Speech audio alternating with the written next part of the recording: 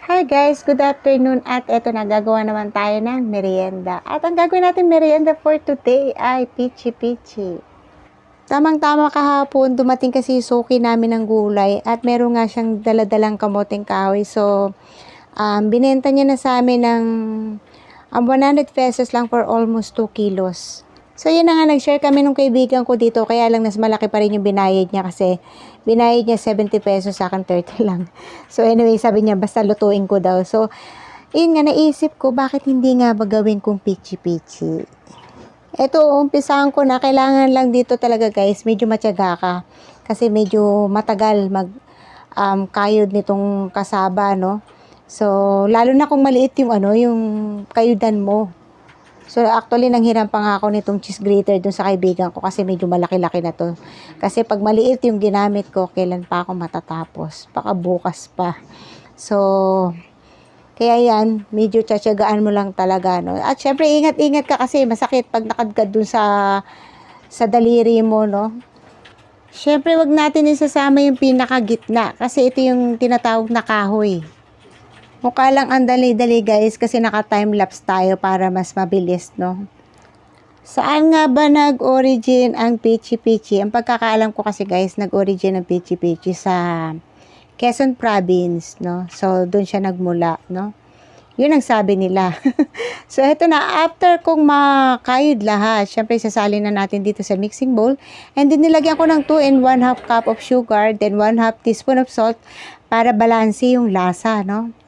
Ang dali-dali lang nito. So, imimix mo lang. And then, nilagyan ko ng 1 tablespoon of vanilla. Then, mimix mo lang. So, ganun talaga kadali. Lalagyan ko na ng 2 cups coconut cream. And then, 1 cup evaporated milk. Kung gusto niya naman guys, kung wala kang evaporated milk, pwede naman gawin yung 3 cups na lang ng coconut cream. And then, ito na, bago ko makalimutan yung 1/4 cup of butter, pwede rin margarine. So, yun lang, ganun kadali, no? Hahaluin lang natin. Eto guys, pwede nyo lagyan ng flavor, no? Depende na sa inyo yan kung anong gusto nyong ilagay na flavor. So, kukuha lang ako dito ng 2 cups kasi ang gagawin ko, lalagyan ko ng ubi flavor. So guys, marami ring klase na ngayon ng way ng pagluluto ng pichi-pichi eh. So, yung iba gumagamit ng lea water or yung tinatawag na lye water, no? Para pampakunat dun sa pichi-pichi. So, it depends on you guys kung ano yung gusto nyo texture dun sa pichi-pichi nyo, no? So, ako kasi hindi ako naglalagay ng lye water. So, anyway, ito na. Syempre, sinalin ko na. At syempre, nung sinalin ko guys, nilagyan ko ng cloth sa ilalim para yung tubig, pag nag-i-steam na siya, hindi babagsak na nakadirekta dun sa pichi-pichi. Ito rin guys, pwede nyo rin naman lagyan ng food color, no? Para iba-iba yung kulay. So, ito na guys, i-steam ko to for about 12 to 15 minutes. So, check nyo na lang din syempre kung luto na, no? So, ito na yung aking first batch. Luto na to.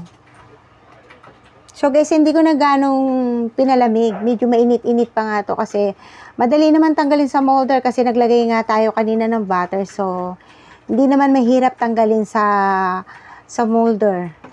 At bago ko pa makalimutan, magte-thank you po muna ako sa inyong lahat, no? Maraming salamat po dun sa matyagang nanonood sa aking channel. At syempre kung bago ka sa channel ko, please like and subscribe. And then don't forget to click the notification bell for new updates, no? So, eto na guys, niroll ko na sa coconut, no? Actually, maganda sana dito guys yung coconut na, no? Yung ikaw yung magkakayod, no? Ang nangyari kasi, pinakayod lang to ni Habi sa palengke. So, medyo naging fine yung coconut. Kaya, mas maganda rin talaga kung ikaw na yung mismo magkakayod kasi mas maganda dito yung medyo malalaki yung hibla nung coconut, no? Isa to sa paborito kong kakanin, no? Sarap na merienda. Talagang isa to sa nakamulatan ko kasi nga yung bahay nung parents ko, namin, no, nung maliliit pa kami, malaki yung aming garden. So, maraming tanim yung nanay ko ng gulay, iba-ibang klase ng gulay. Tapos, may mga tanim ng kamoting kahoy, kamoting gapang. So, ito guys, marunong akong magtanim ng kamoting kahoy, no? Kahit dito kami, lumaki sa Metro Manila, parang tipong laking probinsya pa rin kami kasi nga yung nanay ko kasi mahilig magtanim. So eto na guys, naglagay ako dito sa sa isang baunan kasi plano ko dito dapat ipadadala ko to dun sa aking mother-in-law. Ang problema lang, nakalimutan din ni hubby sabihin. So yun, sayang. Hindi niya rin naipadala doon kaya hindi rin natikman ng aking dienang. Alam nyo ba guys, tong dahon ng saging ko galing pa to sa Antipolo City, dun sa bahay ng aking mother-in-law. So pag kailangan ko ng mga dahon ng saging, no? Nanghihingi lang ako doon. Sinachat ko lang din, padadalahan ako dito ng dahon ng saging, no? So yun na, kaya ang layo pa ng pinanggagalingan ng dahon ng saging ko kasi dito wala ka namang makikita na ng puno ng dahon ng saging. So anyway, eto guys, tong pichi-pichi ni hubby kasi ayaw niya ng coconut meat, no? So hindi yan kumakain ng nyug. So nas gusto niya yung yung cheese. Masarap din naman kasi to, balance nito yung matamis at saka maalat. So there you have it guys. I hope nag-enjoy kayo sa aking video for today. Thank you for watching and God bless everyone. Bye-bye.